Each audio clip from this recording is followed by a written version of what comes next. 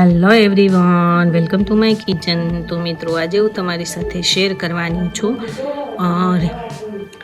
રીંગણના ઓળાની recipe. તો આ recipe ખાવાની ખૂબ જ મજા આવશે અને ખૂબ જ ટેસ્ટી અને સ્વાદિષ્ટ એવી બનશે। અને મિત્રો, તેને તમે રોટલા સાથે, ભાખરી સાથે કે રોટલી સાથે પણ ખાઈ શકો તેવી એકદમ સરસ આ રેસીપી છે। તો આ રેસીપી એન્ડ સુધી જરૂરથી જોજો, સ્કીપ બિલકુલ પણ નહીં કરતા। તો ચાલો બનાવવાનું સ્ટાર્ટ કરીએ।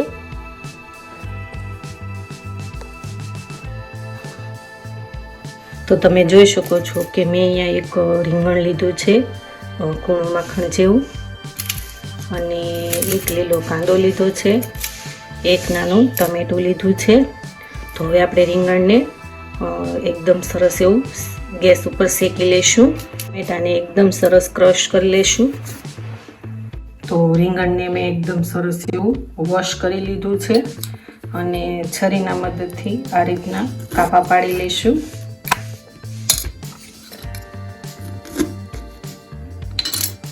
ગેસ ઓન કરીશું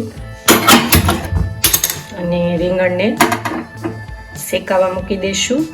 આ રીતના આપણે એક ભાગ શેકાઈ જાય એટલે તેની સાઈડ જે છે તે આપણે આ રીતના ચેન્જ કરતા જઈશું અને જ્યાં પણ કાચું હોય ત્યાં આપણે શેકવાનું છે। તો તમે જોઈ શકો છો કે આપણું રીંગણ છે તે એકદમ સરસ શેકાવા આવ્યું છે। જે રીંગણ છે તે એકદમ સરસ એવું શેકાઈ ગયું છે। તો તેને હવે આપણે લઈ લઈશું અને ઠંડુ થાય એટલે તેની ઉપરની જે છાલ છે તે આપણે ઉતારી લઈશું।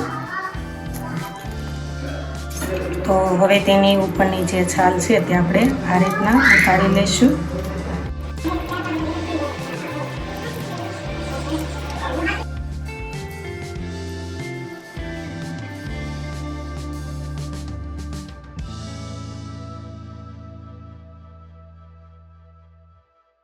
તો તમે જોઈ શકો છો કે રીંગણ છે તેની મેં ઉપરની છાલ છે તે ઉતારી લીધી છે। તો આ રીતના હવે આપણે એક રસ કરી લેશું, ઉપરનું બીજું છે તે પણ આપણે કાઢી લેશું।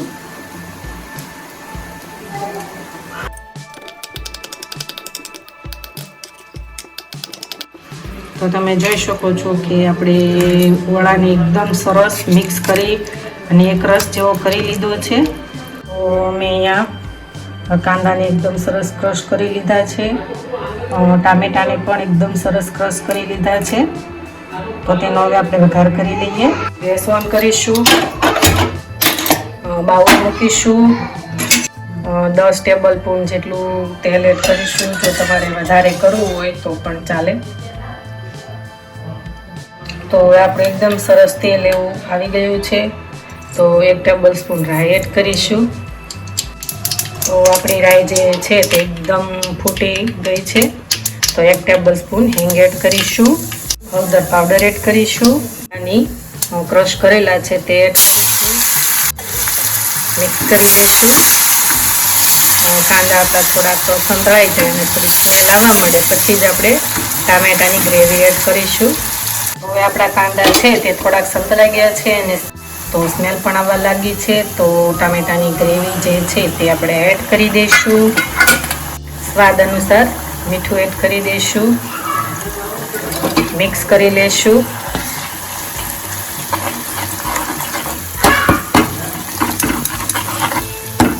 હવે આપણી ગ્રેવી પણ થોડીક સંતળાઈ જાય પછી જ તેમાં આપણે ઓળો એડ કરીશું। તો હવે આપણા જે ટામેટા છે એકદમ સંતળાઈ ગયા છે અને સ્મેલ પણ સરસ મજાની આવવા લાગી છે। તો એક નાનો ગોળનો ટુકડો એડ કરીશું, લીંબુનો રસ એડ કરીશું, ખાટું ભાવતું હોય તો એડ કરવાનો, નહીંતર નહીં કરવાનો। લસણવાળી ચટણી એડ કરીશું 2 ટેબલ સ્પૂન જેટલી, ધાણા જીરું પાવડર એડ કરીશું, કરી લેશું।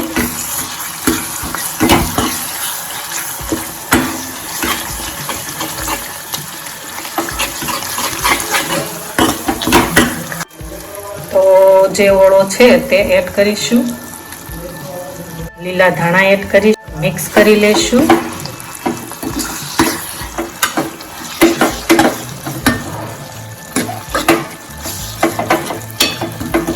તો તમે જોઈ શકો છો કે આપણો એકદમ સરસ ઓળો બનીને રેડી થઈ ગયો છે.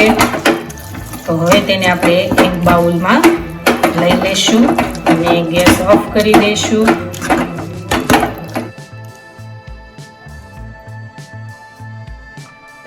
તો તમે જોઈ શકો છો કે આપણી વડાની રેસીપી એકદમ સરસ બનીને એવી રેડી થઈ ગઈ છે. આ વડો તમે સાંજના સમયે ખાવાની ખૂબ જ મજા આવે તેવો છે. રોટલા સાથે, ભાખરી સાથે કે રોટલી સાથે તેને શિયાળામાં પણ ખાવાની ખૂબ જ મજા આવે તેવો આ વડો છે. તો મિત્રો આ રેસીપી